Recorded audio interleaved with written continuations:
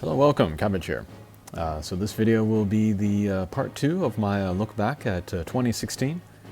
Before I talked about the top monsters released last year, and then this one will be about kind of the top happenings of the last year. And then again, we'll count down from 10 to 1. Alright, so number 10 is the overall kind of redo of the Hatcher, how the Hatcher looks. And yeah, so now we have kind of the list of guys down here, and it's very easy to look at each character, and maybe more importantly, look at each character with the full stats. So yeah, this makes the contents of each Hatcher less mysterious, easy to understand, and I would say more appealing.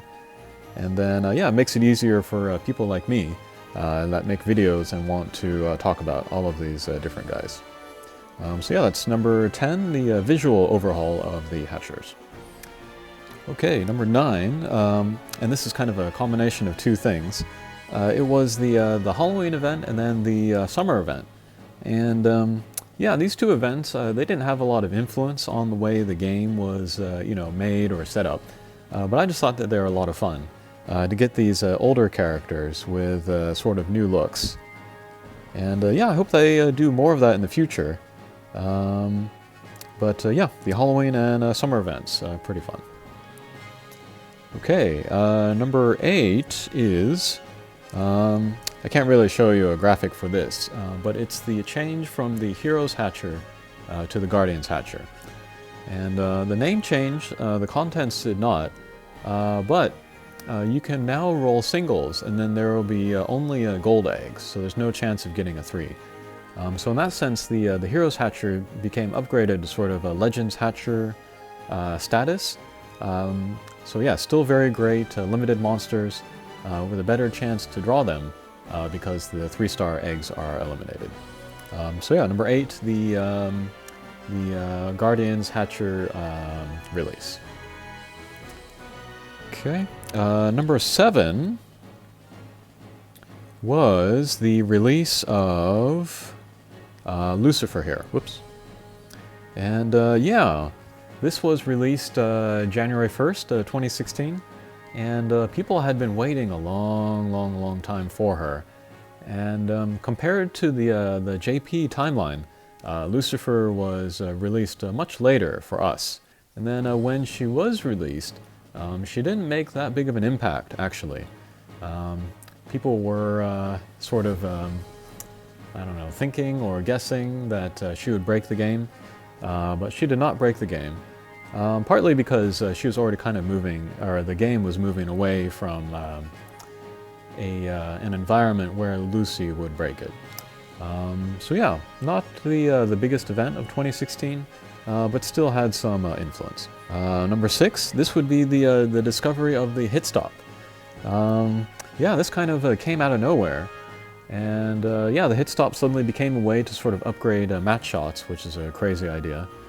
And then yeah, I'm displaying Marishten here. He's only one of like 4 or 5 characters now that can do it.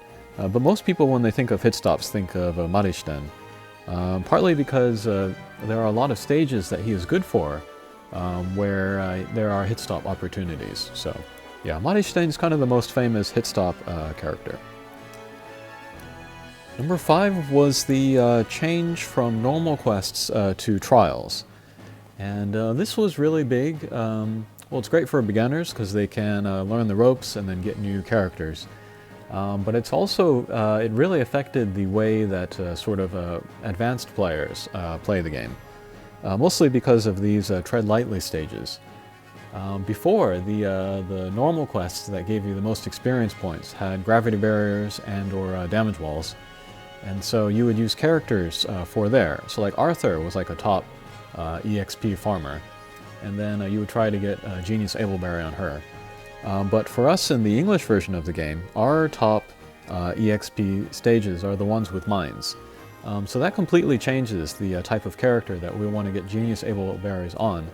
And then it also changes the time trial temples and the Carnage temples that we are most likely to run in order to get Genius Ableberries. So yeah, that kind of had a big impact on our game, in the English version of our game. Okay, number 4. And that was the release of Colossal quests. And yeah, this was a big deal because, again, you know, very high-level drop monsters is always helpful. But maybe more influential was the fact that you needed 5 max lux in order to enter the mission. So yeah, with the addition of these Colossal quests, the importance of max lux goes up even more than it was before. And it also raises awareness of max lux among you know, newer players that might not be aware. So yeah, this will kind of change the way the game is played before. So like if before you were resistant to making max lux, now there's a reason why you have to make them. So yeah, I think that's a good thing, by the way. The third biggest event that happened this year was the first release of the Tower of Champions. And yeah, this was a brand new challenge. This was more kind of for upper top level players. And the different floors have lots of different things going on. And so they opened up a lot of characters that before were not getting a lot of use. Like Nobunaga, that's a good example. Who else? Rapunzel. And then, who else? Oh, Alcala as well, one of the drop monsters. So yeah, a lot of characters that were not getting a lot of use before suddenly had a spot where they could shine. And then also one of the greatest rewards in the game as well, which is enough orbs to pull a 10 shot on completing the tower. So yeah, pretty influential there. Number 2, the second biggest happening of the year was the release of Aqua. And yeah, Aqua is a great character by herself, but it's more the way her mission is set up that influenced the game. And that is, after an extreme quest, you have a random chance at meeting Aqua. And so, if you are interested in going after Aqua, this completely changes your team makeup when you're playing extreme quests. And it can actually even scare you off from playing extreme quests. I know it's always in the back of my mind when I'm going into an extreme quest, which monsters I'm using, just because I might meet Aqua. And yeah, kind of the only people that are safe from thinking like this are people that are done with a max luck of Aqua, and there are very few people like that. So yeah, this is affecting pretty much everybody. So yeah, the appearance of Aqua, number 2. And then the number 1 change, or the number 1 event of the year, is the Transcendent forms. And yeah, these guys are really special. They're top class in power. They can get the double Abelberry. They have shorter strike shots. And they also kind of really open up more powerful characters to players, you know, at any, you know, skill level. So yeah, with the beginner level players, there are more characters that are going to be top level they can get. And then this also rewards long-time players that have pulled the Hatcher lot and have kind of a you know, backlog or a big inventory of older characters that they can't or don't use anymore. And so yeah, these Transcendent monsters are sort of like gifts to these long-time players that have a lot of these older characters.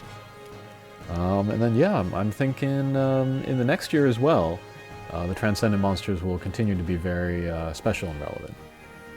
Alright, that'll do it for my look back at 2016. Hopefully that was interesting. We'll see you again. Take care.